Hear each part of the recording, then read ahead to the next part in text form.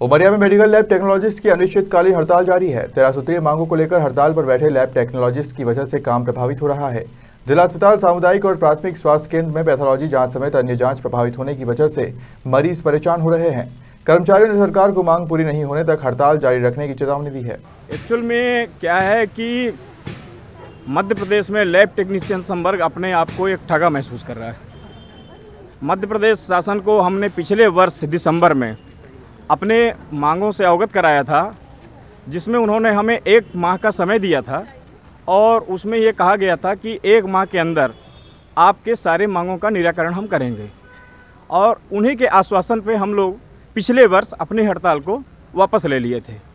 लेकिन 1 वर्ष गुजर जाने के बाद मध्य प्रदेश शासन आज भी लैब टेक्नीशियन को छोटा संवर्ग समझ के शोषण कर रहा है, जिससे पूरे मध्य प्रदेश के समस्त लैब टेक्नीशियन, चाहे वो संविदा लैब टेक्नीशियन हो चाहे वो नियमित हो, अपने आप को ठगा महसूस कर रहा है और अपने पुरानी मांगों को लेकर आज पुनः अपने अनिश्चितकालीन हड़ताल पर बैठ गया है।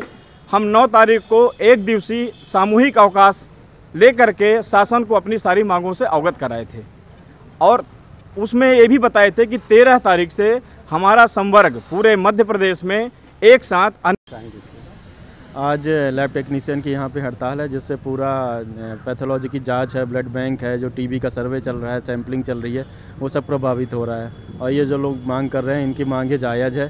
सरकार से यही हमारी अपील है कि इनकी मांगें जल्दी से जल्दी पूरी करें, जिससे हमारे अस्पताल का काम सुचारू रूप से चल सके।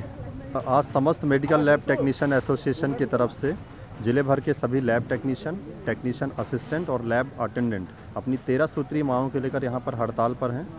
और शासन को हमने पहले भी अपनी मांगों से कई बार अवगत कराया हुआ है, कई बार हमने ज्ञापन के माध्यम से सूचित किया है, लेकिन अभी तक हमारी मांगें पूरी नहीं हुई हैं यहाँ पर। और अपनी 13 सूत्रीय मांगों में प्रमुख रूप से हम लोगों ने पदनाम परिवर्तन जो लैब टेक्नीशियन का है वो किया जा रखी हैं, और जो टेक्नीशियन असिस्टेंट हैं उसको लैब असिस्टेंट का जो ग्रेड पे है वो 2800 किया जाए, लैब टेक्नीशियन का ग्रेड पे 4200 किया जाए, और लैब अटेंडेंट की जो वेतन विसंगति है उसको दूर किया जाए। इसके साथ ही हमारे राज्य शासन के कुछ नियमित पद हैं जिस पर संविदा लैब टेक्नीशियन कार्य करते हैं, उनको 90% वेतन दिया जा रहा है, जिनको 100% पूर्ण वेतन मांग की गई है। इसके साथ ही जो संविदा लैब टेक्नीशियन हैं उनको नियमित किया जाए।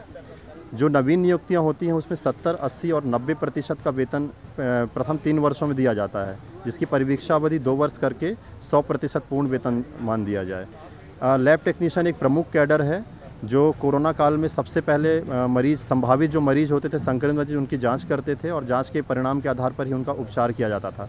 तो हमारी शासन से हमारा यही अनुरोध है कि इतने महत्वपूर्ण कैडर की जो मांगे हैं, जायज़ मांगे हैं, उन पर विचार किया जाए, उनको पूरा किया जाए।